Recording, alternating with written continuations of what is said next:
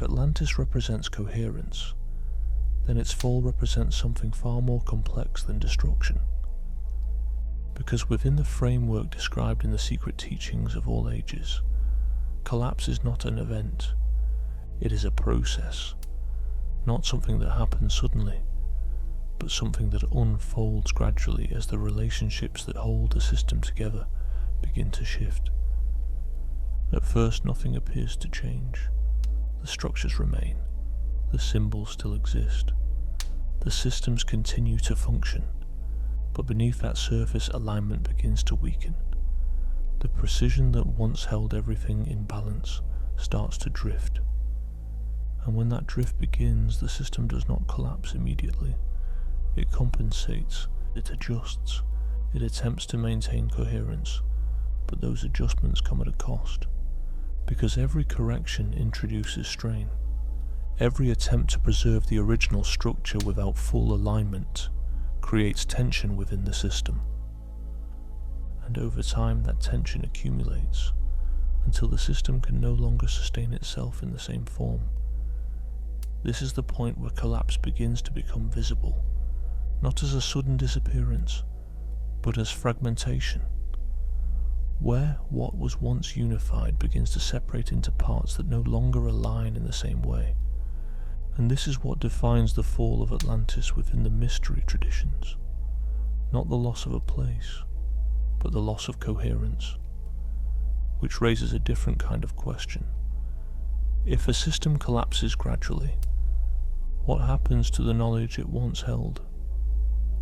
To understand how knowledge survives collapse, you have to look at what actually breaks when a system fragments. Because within the framework described in the secret teachings of all ages, it is not knowledge itself that disappears. It is the structure that holds it together. When Atlantis is described as falling, what is being lost is not information, it is coherence. The alignment between elements that once allowed knowledge to function as a unified system. Once that alignment weakens, the relationships between those elements begin to loosen. Symbols that once pointed clearly to specific structures become less precise. Systems that once operated together begin to separate. And knowledge that once existed as part of a larger whole starts to appear as isolated fragments. This is the first stage of preservation, not through intention, but through necessity. Because when a system can no longer sustain itself as a whole, its components do not vanish. They persist, but without the structure that once connected them. This is why post-Atlantean traditions often appear incomplete. Not because they lack depth, but because they no longer hold the entire system. Each one preserves a part, a symbol, a method, a fragment of a larger structure that is no longer visible in its original form. And this is where memory begins to operate differently. It is no longer direct, it becomes distributed, embedded into different systems that can carry parts of the original structure across time. This is why knowledge begins to appear in multiple forms simultaneously, in architecture, in ritual, in symbol, in myth. Each one holding a piece, each one preserving a pattern, but none of them containing the whole. And this fragmentation changes how knowledge is engaged with. It can no longer be experienced as a complete system, it has to be reconstructed, recognized through patterns rather than presented directly. This is the condition that follows collapse, not absence, but distribution. And within that distribution, the original structure does not disappear. It becomes harder to see, because it is no longer contained in one place. It exists across many, which means understanding now depends on connection, on the ability to recognize relationships between fragments, to see how separate elements might once have been part of the same system. And this is where the process begins to shift again.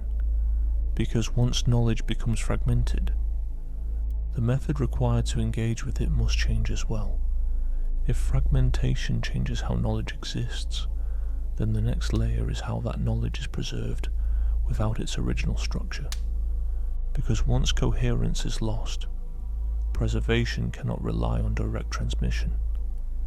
It has to become indirect, within the framework described in the secret teachings of all ages.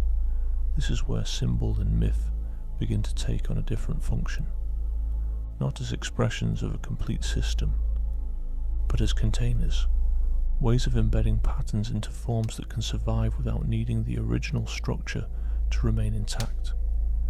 This is why symbolic systems become more prominent after collapse, because symbols do not require full context to exist.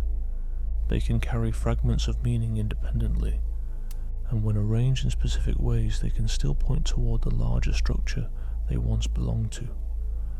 This is also why a myth begins to emerge as a primary method of preservation, not because it replaces knowledge, but because it encodes it.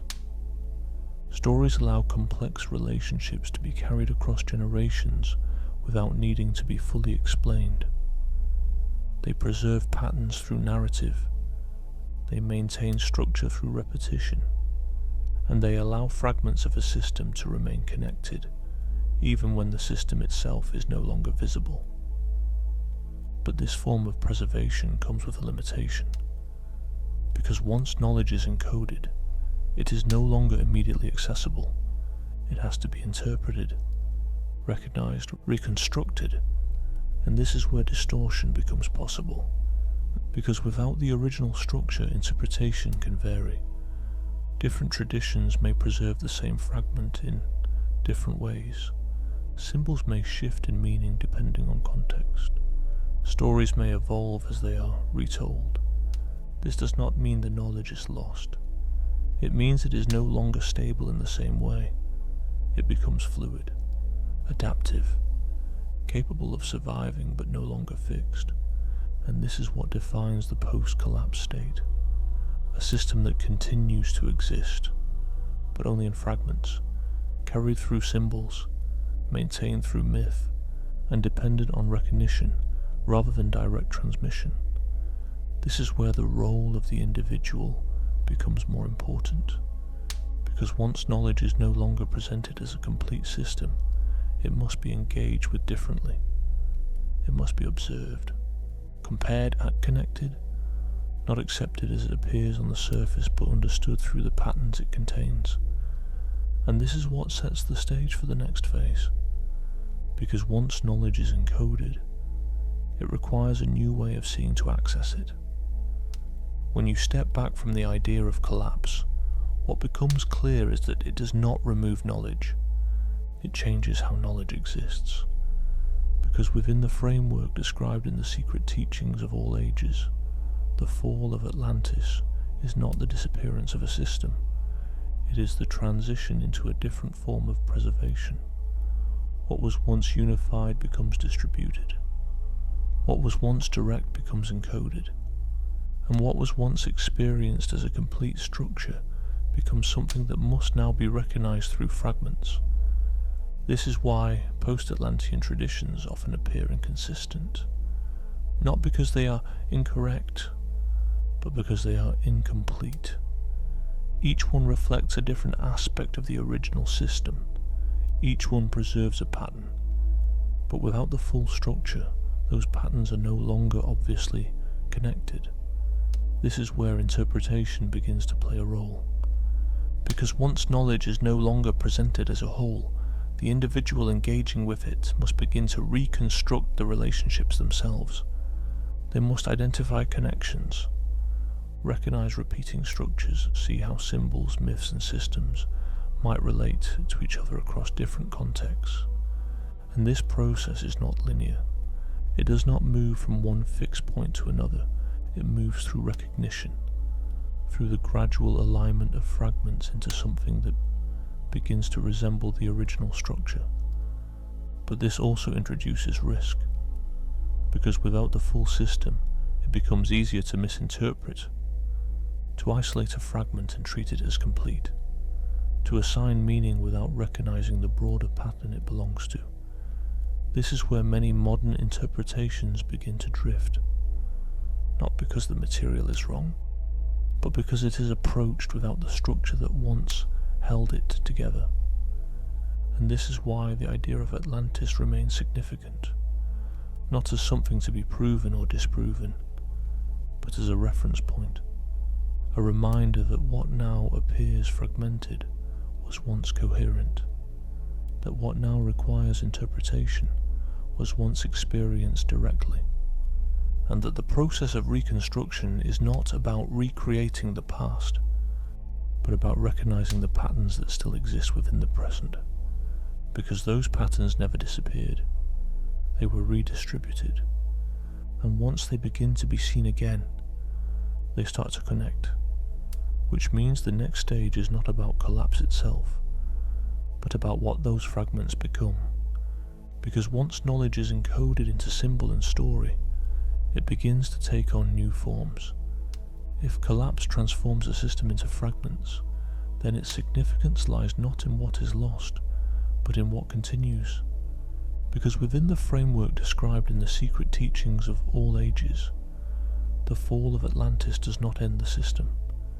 It changes how the system exists. What was once unified becomes distributed. What was once visible becomes embedded.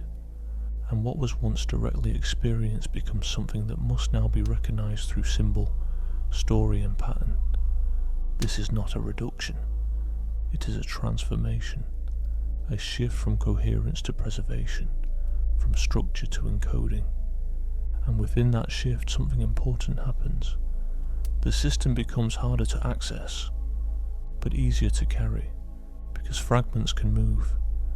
They can survive across cultures, they can be adapted, translated, reinterpreted, without disappearing entirely. This is why the patterns of Atlantis persist, not as a single system, but as recurring structures that appear across different traditions, in myth, in symbol, in the ways power, knowledge, and meaning are organized, each one reflecting something of the original structure, even if that structure is no longer visible as a whole. And this is where the process continues, because once knowledge is fragmented and encoded, it begins to reorganize itself into new forms.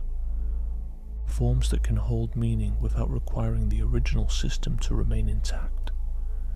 This is where the idea of the gods begins to emerge, not as replacements for the system, but as expressions of it.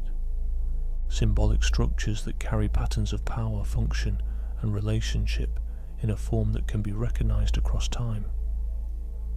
This is the next stage, not the loss of knowledge, but its transformation into something that can survive, because once a system can no longer remain whole, it must become something else, and what it becomes is where we move next.